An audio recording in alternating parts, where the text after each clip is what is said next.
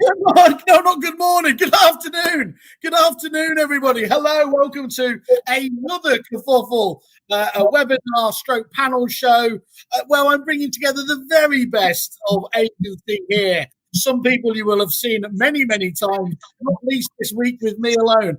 Hello again, Michael. Hello again, Jamie Cook. He should be here. He disappeared off somewhere. We don't know where he's gone to, but hopefully we'll find him again. So, welcome to you guys. Tom, hello. Good afternoon. And we've lost another one. Just lost. There's people bouncing in and out. You've got a quota of Richard. You're only around one Richard on the panel at any one point in time. Is that the gist of it? I think that's what it is. You don't. Really, can you hear me? We can. Yeah, we can hear you. Don't start doing that routine again. Can you hear me? Routine. Richard, can you hear us?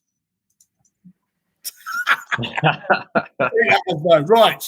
We're not going to wait for that. Try your mic, Richard. Try your mic. We can hear you, Richard. Good. Can hear you. How's your day going, Simon?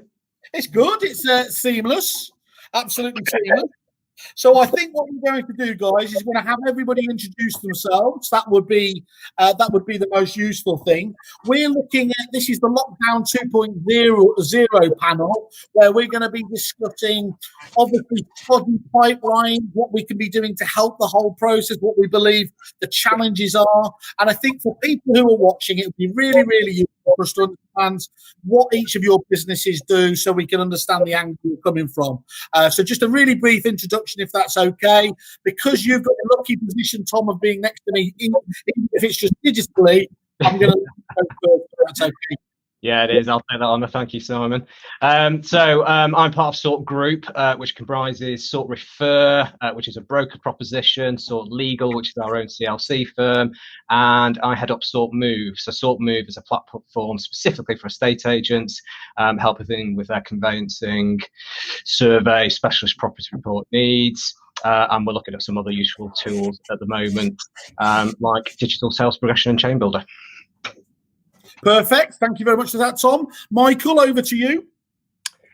My name is Michael O'Brien, Managing Director of Home of Mortgages. We provide mortgage services to estate agents. We have an online system where agents send us leads, and we're working hard to get the mortgage offers out for all of our estate agency partners. You're a key worker to us, if anything else, Michael, so don't you worry about that. Richard, are you with us, or shall we go to the Ouija board? I hope you can hear me. We got you. Come on then, you're one of the chosen people. Announce yourself, let us know why you're supposed to. Well, I missed all that because somebody coughed. Jamie, I hope you're all right. It's man flu, not corona. Fingers crossed. Yeah, I'm Richard Megson. Thank you for inviting me along. I'm MD of Assured Sale and Progression. We do, as it says on the tin, sales progression, and we work with agents throughout the country. And our sole focus, not sole focus, but our main focus is to release time for agents to focus on sales, but also to speed up transactions. Perfect. Okay, we're going to go. I'm saving the Liverpool fan till last. Don't worry, Brian. Well, let's have Jamie on. I've already had Jamie on. I might as well this morning. We might as well go on now, Jamie. You tell us who you are and. You're so special. 2 times in one day must be some kind of punishment, Simon, I think. Hello, everyone. I'm Jamie Cook. I'm co-founder of I Am Property. Day-to-day, I'm the managing director of I Am Sold. We're the largest outsourced auction provider in the UK. We're also the largest residential auction house in the UK. We specialise in providing outsourced auction solutions to estate agents the length and breadth of the UK. Look at that. Perfect. You can see. You can. That's good. Well done. Brian, over to you. 19 times league champions. Well done. I don't know why I'm telling you, but anyway, well done. Brian, the deal. Just give us a bit of an overview of your place. Yeah, so we are the champions of vendor disclosure up front, transparency, security, certainty. We put into the market the certainty that removes all the anxiety that buyers and sellers have, and of course means that estate agents don't have any fall-throughs. That genuinely sounded like a superhero pitch there. You were just chucking out those buzzwords. Absolutely. I've learned to keep it short. I get that a lot. And then we have been allowed to Rich is on, so the accusation was wrong. Rich Durant, our very own Kerfuffle thought expert. How are you, Rich? As long as that's not you frozen, because your broadband's the only one worse than mine. Can you hear me now? Not yet, perfectly, yeah. The only reason I believe I'm on here is my two conditions of joining Kerfuffle were, one, never to go drinking with Simon, and lockdown has meant he's stuck to that. And the second was never appearing on a webinar. And Simon's need to win has meant I'm here today. Well, that's because you never bought Repeat from me. I told you I'd get you in the end. Yes, well, good stuff. Okay, look, one of the things we were doing, guys, that's what we would call it Lockdown 2.0, was that we've been talking to thousands of agents, obviously, and it seems to us like the biggest challenge at the moment is pipeline churn and everything. Conveyancing process seeming to take longer, local searches, taking an inordinate amount of time, mortgage valuations and everything else. Just everything just seems to be hit. Agents are doing their job, aren't they? They're winning the listings, and there's just a real problem at the back end of it. First of all, do you agree with that synopsis? Is that a temporary blip in terms of, obviously, it's what's happening with lockdown at the moment? And what do you feel we can do to mitigate, obviously, that? Richard, could you kick us off with this? Yeah, absolutely. It's clearly a massive problem at the moment. The market is not operating at anything near optimal. I suppose the question would be, has it ever? So conveyancing, certainly over the last couple of years, is taking a lot longer.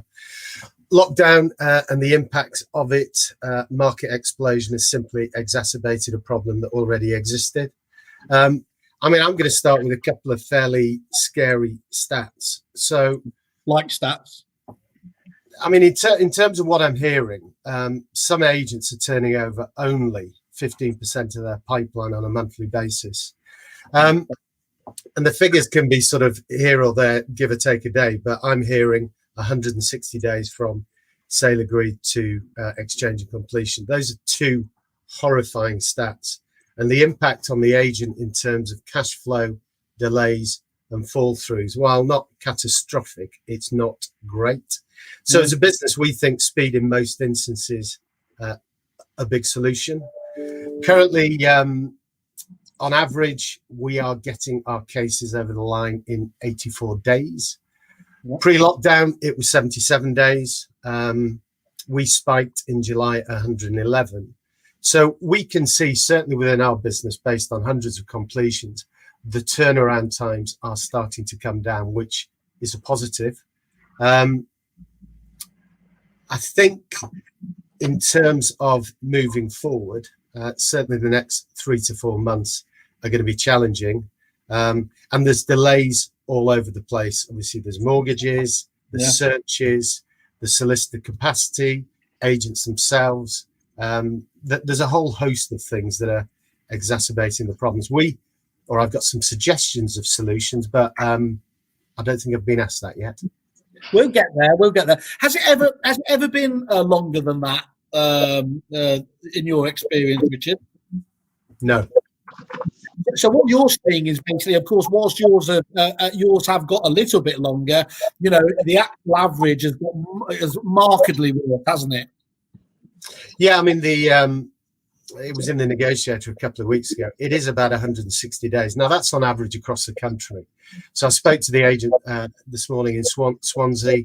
They were talking 12 weeks, but that 12 weeks is a lot longer than they were achieving. So the average is across the country, freehold and leasehold. But I think we'll all agree that the longer something goes on, the more that can go wrong. Yeah. Absolutely. Yeah, so just by keeping it together quickly, we're going to have less falling out, aren't we, as we were just talking about yesterday. Okay, Michael, what about from your point of view? Sorry, what was that, Simon? Just from your point of view, that whole process, from the FS side of things. Yeah, so, it's widely known that we're experiencing a lot of delays at the moment. Lenders are, there's different SLAs being given, but majority of lenders are looking around about 30 days to even look at an application from initial submission.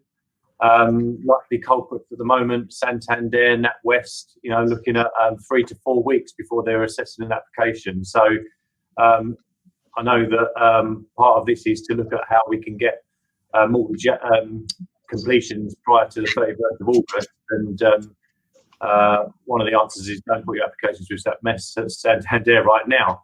There are lenders that are doing really, really well, though, which I have to mention. We've had offers out within a matter of days still with likes of Halifax, Gibson, DSB.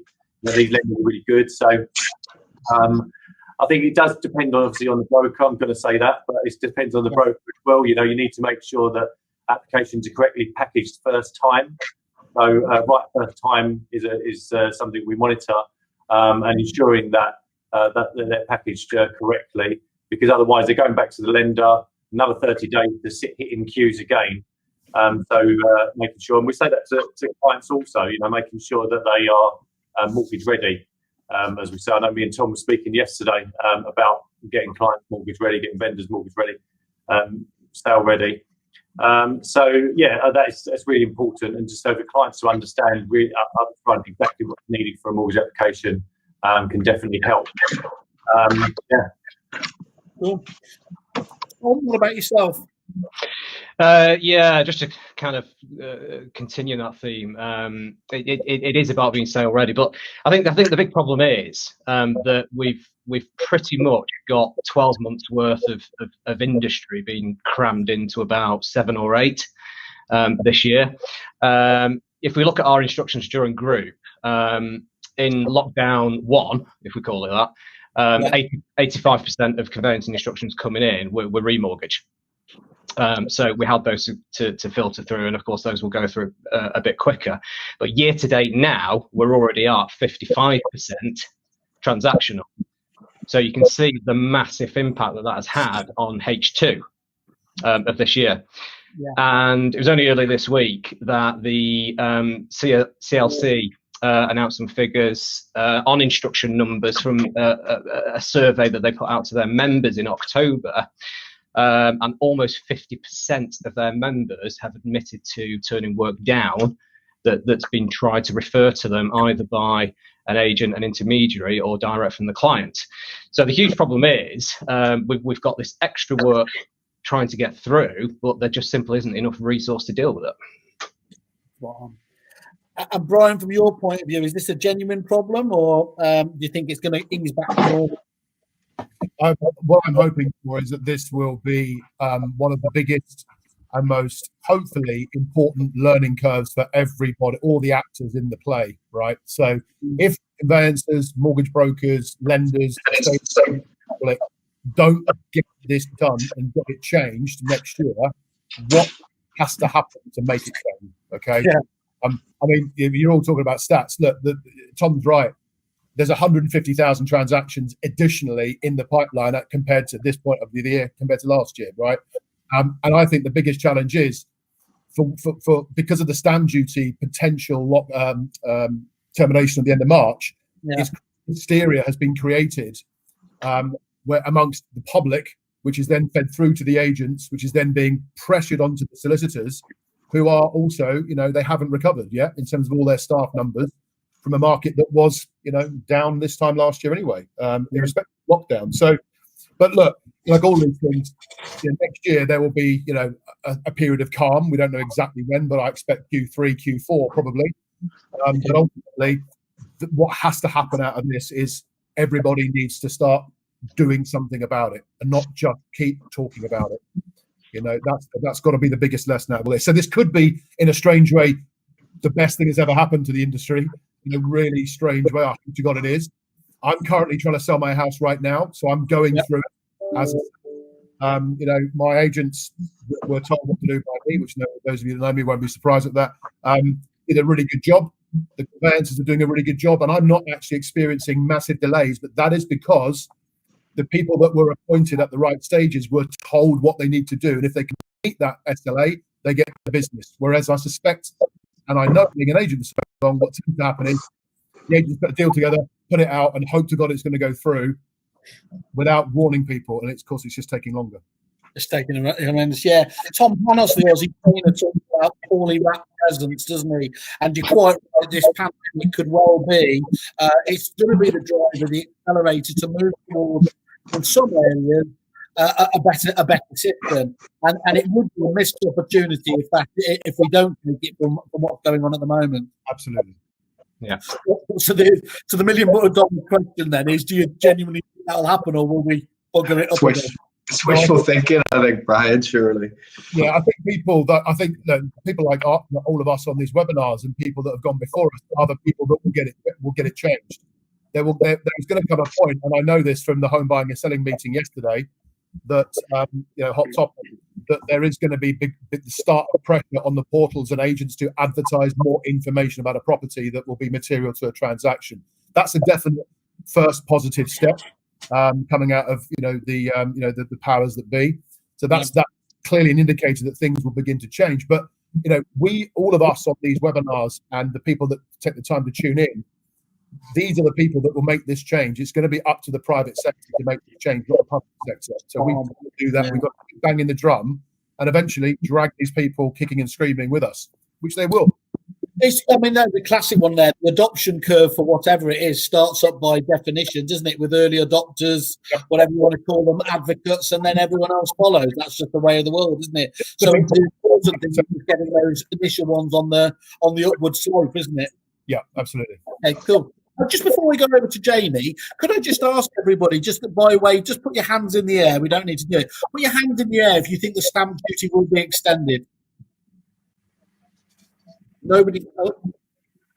Nah, he would have done it. He would have done it when he made his announcement this week. I think it's maybe he'll say that if you were sale agreed by a certain date, they'll let it run forward rather than extending it further. Then listen, look, the government needs the cash. The money tree, the magic money tree is going to stop at some point. I think that they're focusing on Generation Buy. You heard Boris announce Generation Buy, announcing a 95% mortgage being available.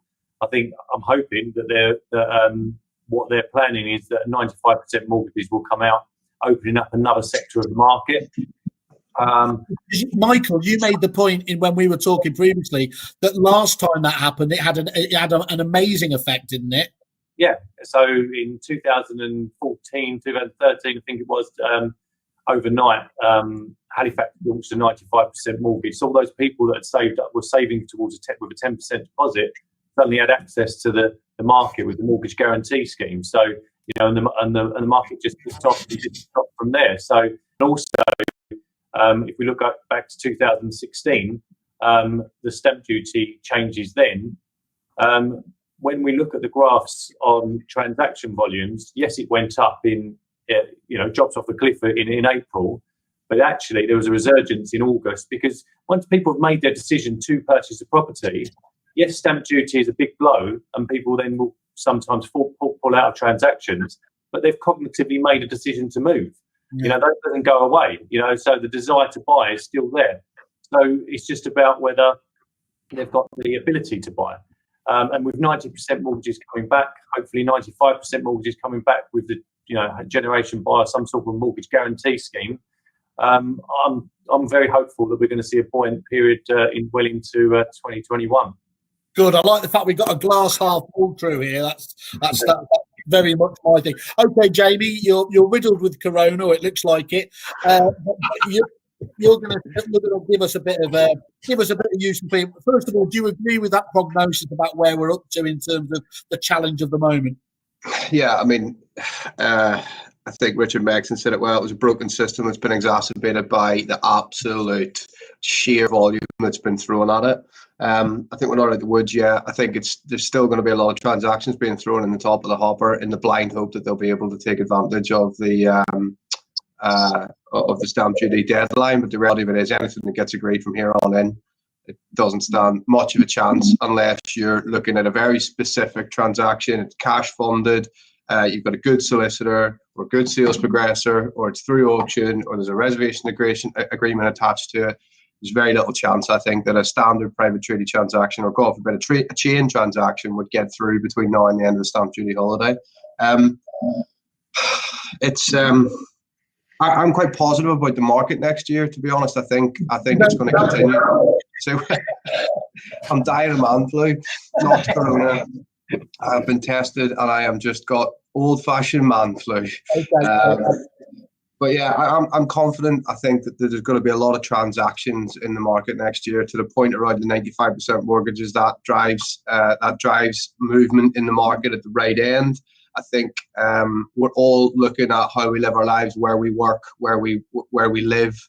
Do we have to travel in the way that drives the market? So I think transactions will happen next year. I think Q1 next year will be the busiest in the history of the industry ever. There's going to be some challenges for us all. I think there's going to be a lot of fall throughs. I think there's going to be a lot of renegotiations at the last minute, and I think it's going to be a bit of a bloodbath for some.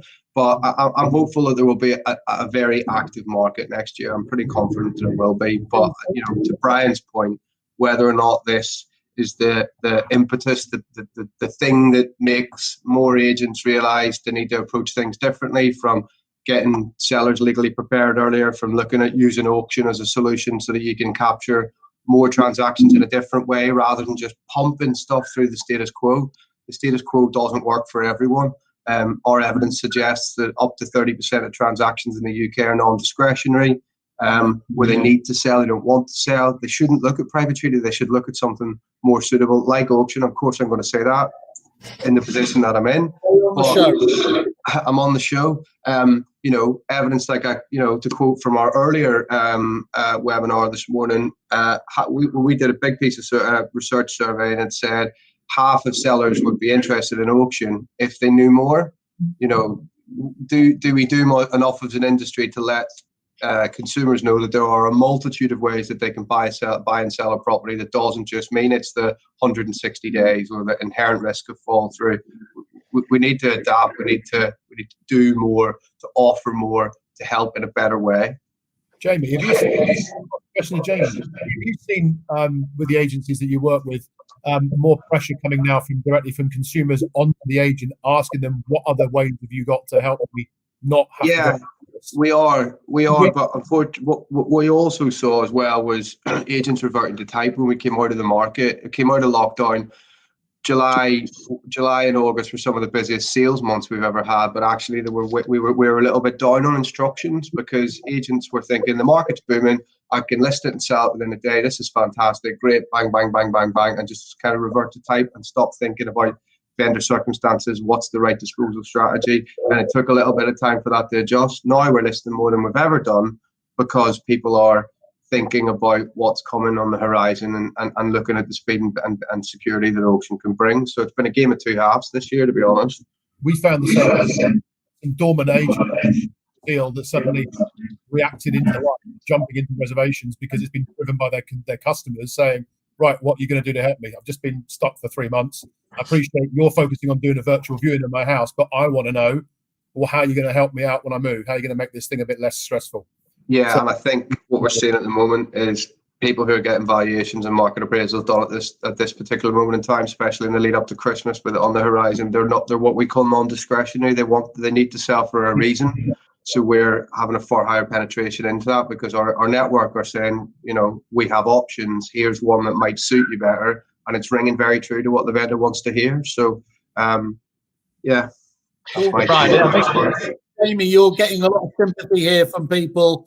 Alistair says Jamie's got COVID. I assume that's just a spelling mistake. Otherwise, don't we on about COVID? Yeah, that was my best friend and best man at my wedding. Thanks, Ali. Good. Oh, I know him, don't I? Hello, Ali. Yes, it's amazing who you've been out with a drink with. But anyway, Mr. Byfield, twice in one day, you have been a naughty Jamie. Gents, I want to say thank you very much for joining me. It's been great hearing you. It's been really great feedback. Thanks once again, and have a fantastic weekend. Cheers, everybody.